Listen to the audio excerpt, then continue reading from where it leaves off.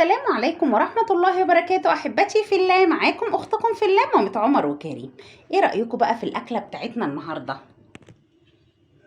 الأكلة بتاعتنا النهاردة دي شاورما كبدة. إيه رأيكم بقى؟ بصوا الجمال والعظمة والريحة والطعامة، حاجة كده خيال، حاجة بجد تجنن. لو عايزين تعرفوا الطريقة يلا بينا على الفيديو من جوه أقول لكم عملت إيه. يلا بينا. وعلشان بقى نعمل طبق الشاورما بتاعنا الروعة ده، طبعا حاجة كده عظمة زي ما شفت في اول الفيديو. طبعا هنقطع الكبدة بتاعتنا شرايح زي ما انتوا شايفين كده، وهنحتاج كده حتتين دوش، حتتين ليا، حتتين اي حاجة كده دهون، بس بتديكي طعم روعة خيال. حطيت في الطاسة بتاعتي معلقتين من الزيت كده، وهنزل كده باللية بتاعتي او حتة الدهن بتاعتي ايا كانت بقى. تمام، لحد بس نقلب كده لحد ما الدهون بتاعتنا دي تسيح. طبعا اللية دي او الدهون دي عموما بتدي الكبدة في حتة تانية خالص خالص خالص. وزي ما انتوا شايفين كده انا مقطعة طماطم شرايح وفلفل وبصل. طبعا التقطيع براحتك خالص، اي حاجة تقطعيها يعني اي شكل، عايزة تقطعي صغير، عايزة تقطعي مربعات، عايزة تقطعي بأي شكل براحتك خالص. احنا هنقلب كده تقلبتين، وبعد خلاص كده ما الزيت كده واللية بتاعتنا خدوا كده سخونية مع بعض، هننزل بالكبدة بتاعتنا.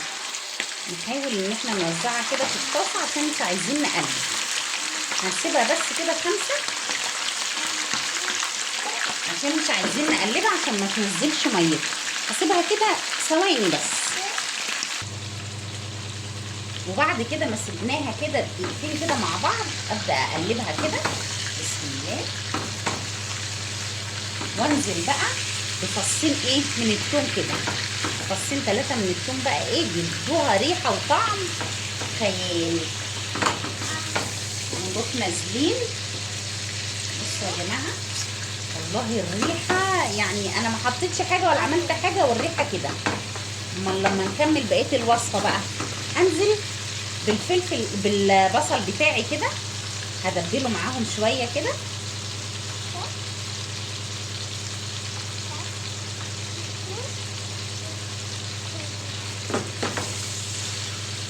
الله على الجميل، حبه شاورما كده تاكلي صوابعك وراهم. انا اخلي بس البصل والثوم كده ياخدوا تتبيله مع بعض، يتبلوا كده. تمام.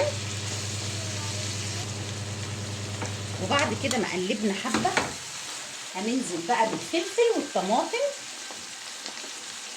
طبعا في معانا مكون اساسي يا جماعه وهو البقدونس، بس انا لسه ما خرطتهوش، والبقدونس بيتحط في الاخر خالص، يعني قبل ما تطفي عليها بحوالي 5 دقايق. تمام، يعني البقدونس اخر حاجه بتتحط لانها بتعمل ريحه روعه كده وطعم اجمل واجمل. فانا لسه ما قطعتوش بصراحه، فهقطعه دلوقتي واحطه معاهم. يبقى كده حطينا كل حاجه. يلا بقى ننزل بالبهارات بتاعتنا.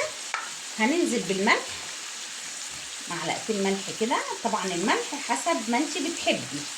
تمام. وهنزل بالبهارات، ال7 بهارات يا جماعه او 9 بهارات. حطي كده معلقه صغيره مليانه. وهنزل بمعلقه من الكزبره الناشفه، معلقه كزبره ناشفه يا جماعه، معلقه من الفلفل الاسمر. تمام. وهنحط بقى حبه كده ربع معلقه صغنونه خالص من القرفه. ماشي يا جماعه، القرفه بتضيع زفاره الكبده، طبعا بتديها طعم وريحه برضو مختلفين.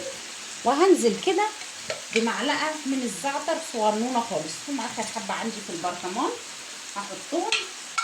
حلوه قوي كده كده كده كده جميله. طبعا شايفين المنظر، الله على الروايح. الله، القرفه والزعتر بيخلوها ليها طعم كده مميز وجميل. هنقلب بقى كده طبعا انا الطماطم شايله قلبها علشان ما تنزلش ميه في الكبده. تمام يا جماعه، يعني انا شلت القلب بتاع الطماطم بس كده. الكبده بتنادي على الاكيله، بس ناقص بس البقدونس. عودين بقدونس كده بيودوها في حته تانيه. تمام، هروح اقطع البقدونس وهرجع لكم تاني، خليكم معايا. ورجعت لكم تاني بقى بعد ما خلاص خرجت كده البقدونس بتاعنا. بصوا بقى يا جماعه، الله بجد، بصوا البقدونس. انا طبعا ما حطيتش الحزمه كلها، انا خدت بس كده ايه، نص الحزمه.